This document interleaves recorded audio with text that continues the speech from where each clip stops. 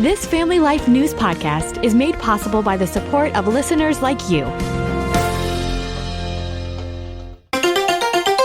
Next on the 5 o'clock report. It might be symbolic that the Iranians are saying, look, we're going to hit you right where you live. It is so uncomfortable, and students could get dehydrated very quickly. They still took it very well because they recognize what could have happened that did not happen. Now, let's go to the newsroom. Good afternoon and welcome to the broadcast. I'm Family Life News anchor Sarah Harnish. Poking the bear. Hours ago, Iran fired missiles at America's largest Air Force base in the Middle East. 10,000 U.S. soldiers are stationed at our heavily fortified base in Qatar. U.S. military shot every missile out of the sky. Nothing ever hit the ground. CBS reporter Charlie D'Agata. This is not only one of the biggest bases, but it's also one of the best defended. So it might be symbolic that the Iranians are saying, look, we're going to hit you right where you live, right at your central command headquarters in the Middle East. Retired Brigadier General John Teichert says it was a meager attack.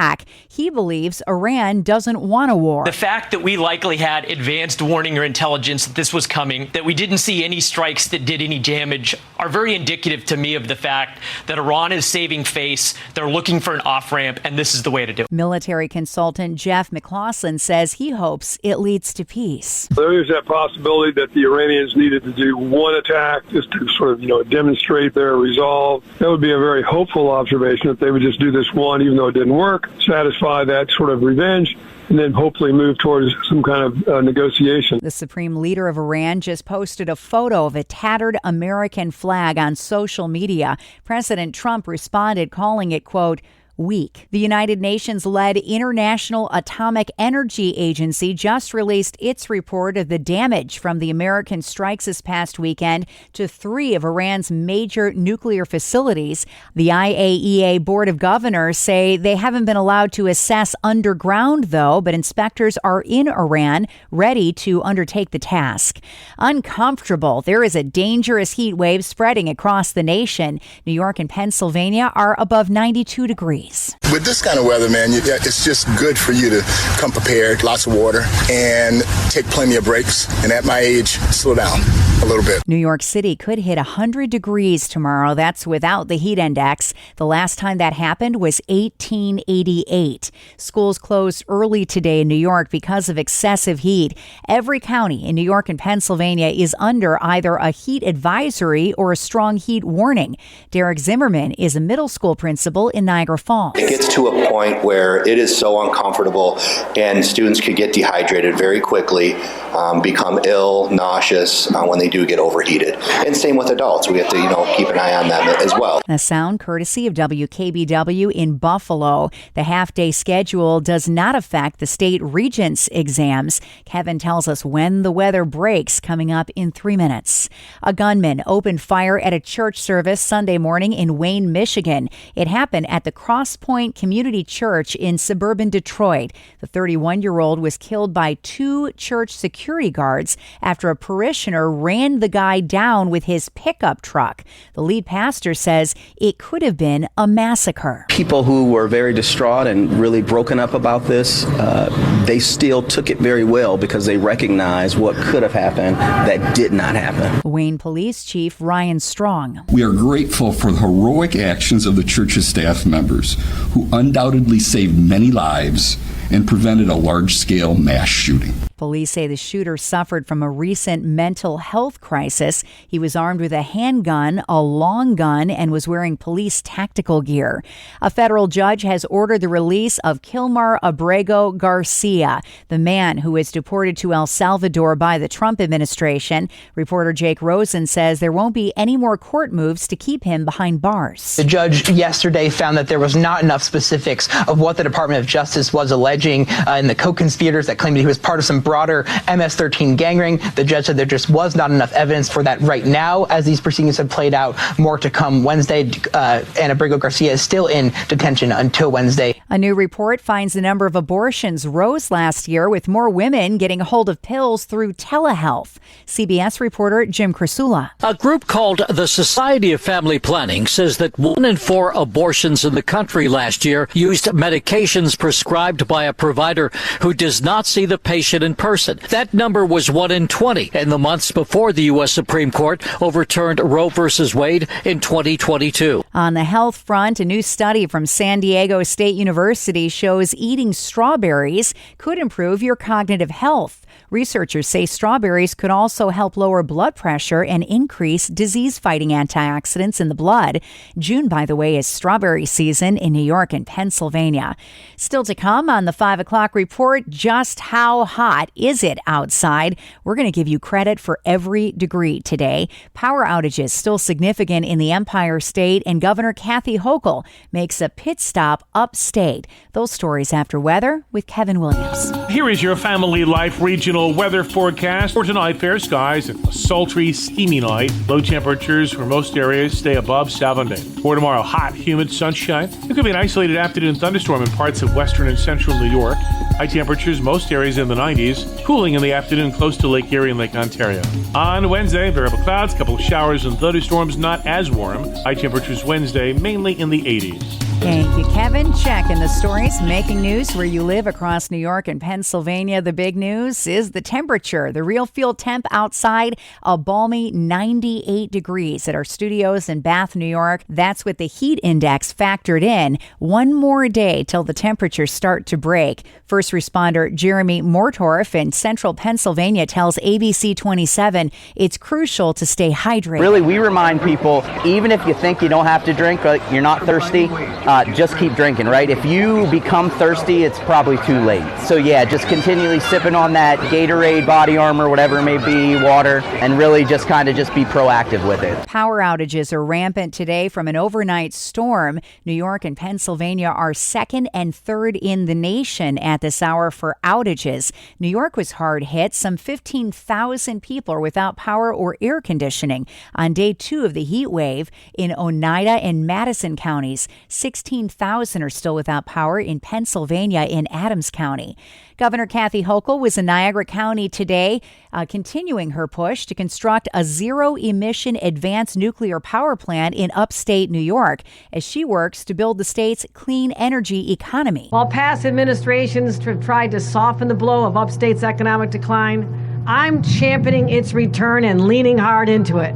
And what we're doing is attracting the world's most cutting-edge companies, the ones that you hear about globally, and creating thousands of new family-sustaining jobs. Hochul was speaking in Lewiston, New York. New York and Pennsylvania politicians are reacting to those surprise U.S. airstrikes over the weekend in Iran. New York Congressman Mike Lawler. President Trump did not start this. He did not ask for it. He wanted to give peace a chance. He wanted to give diplomacy a chance. Iran chose not to. They chose to continue to pursue nuclear weapons.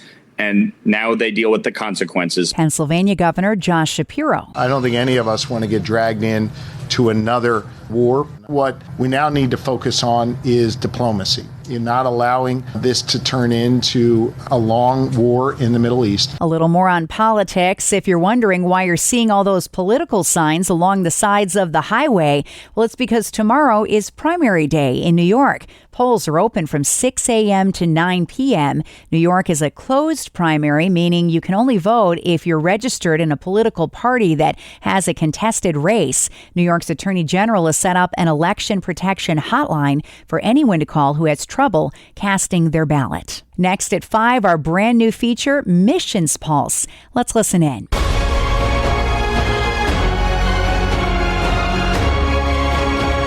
This is Missions Pulse on Family Life. Mondays, we spotlight the ministries that are making a difference where you live, across the country, and around the world. Today, we're spotlighting the work of Child Evangelism Fellowship, which has been sharing the gospel with boys and girls since 1937. Our guest is the Vice President of CEF, Fred Pry.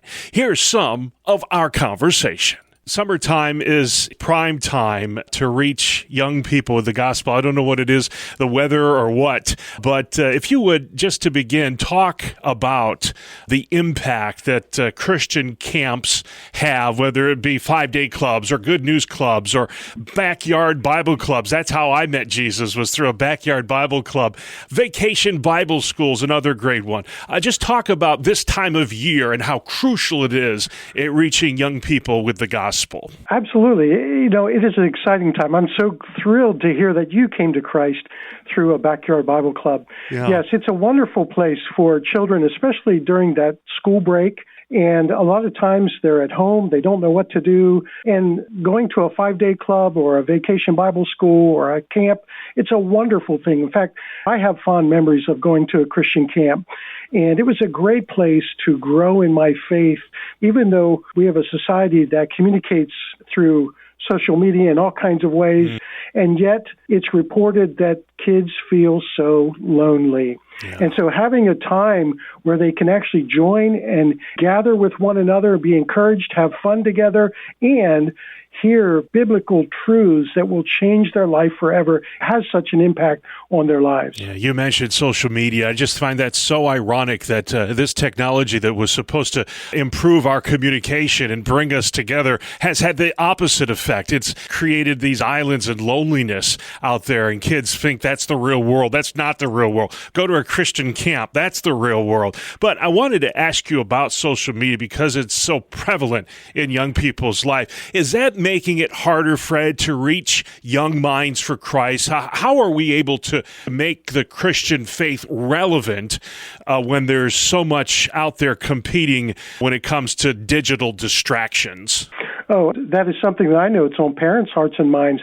Too much screen time is very detrimental. And what CEF has done is actually we've said, hey, there's some good alternatives. I believe God gives us all kinds of things in life that allow us to use those things for good, but we have to recognize that Satan can use those things for evil as well. Yeah. So we have to look at technology and say, okay, how does God want us to use this to effectively communicate and reach this next generation for Christ? That's Child Evangelism Fellowship Vice President Fred Pry. You can subscribe, listen to, and share our new summer feature, Missions Pulse, and all of Family Life's original podcasts at Apple Podcasts, Spotify, YouTube, or at familylife.org. To make the most of your money, replace a bad habit with a good one.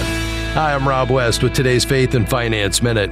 Let's suppose you have a habit of buying on impulse. When you feel that impulse, pull out your phone and make a note of the item. Then, wait a week, or even better, a month. By then, the impulse will have passed and you probably won't go ahead with the purchase. Here's another.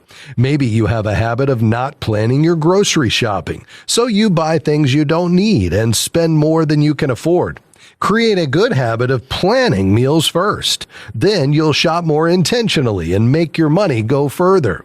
Those are just two examples of easy-to-implement good habits that over time can make a big difference in your finances.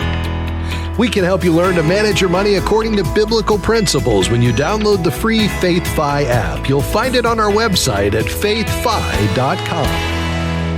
Coming up on the 5 o'clock report, the 4th of July, hard to believe, but just a week and a half away. We got to check the gas prices ahead of your drive. That story after weather. I'm Kevin Williams, and here is your Family Life regional weather forecast. After a record and near record heat today, it's going to be a stuffy, sultry night tonight. Tough to sleep without the AC. We'll do it again tomorrow. By Wednesday, though, the arrival and subsequent passage of a cold front, bringing a couple of showers and storms, will also knock our temperatures back down to more tolerable levels. But for tonight, fair skies and a sultry, steamy night. Low temperatures for most areas stay above 70. For tomorrow, hot, humid sunshine. There could be an isolated afternoon thunderstorm in parts of western and central New York. High temperatures, most areas in the 90s. Cooling in the afternoon close to Lake Erie and Lake Ontario.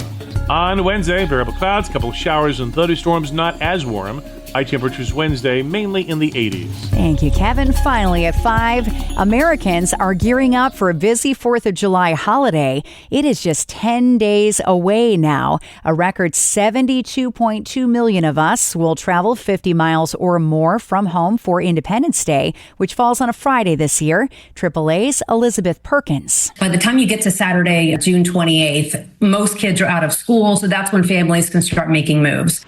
The 2 worst days that we're anticipating on the roads are going to be Wednesday, July 2nd and Sunday, July 6th. 6 and 7 of us are traveling by car. Gas prices are about 25 cents a gallon lower than last year's 4th of July holiday. And that's the world that we live in for Monday, the 23rd of June. I'm Sarah Harnish, and this is the 5 o'clock report on Family Life. Thank you for listening to this Family Life News podcast. If you've been encouraged by what you've heard, please share it with others and click the subscribe button to automatically receive future episodes. Family Life is a listener-supported ministry. Podcasts like this are made possible by your financial partnership. Find out more at familylife.org.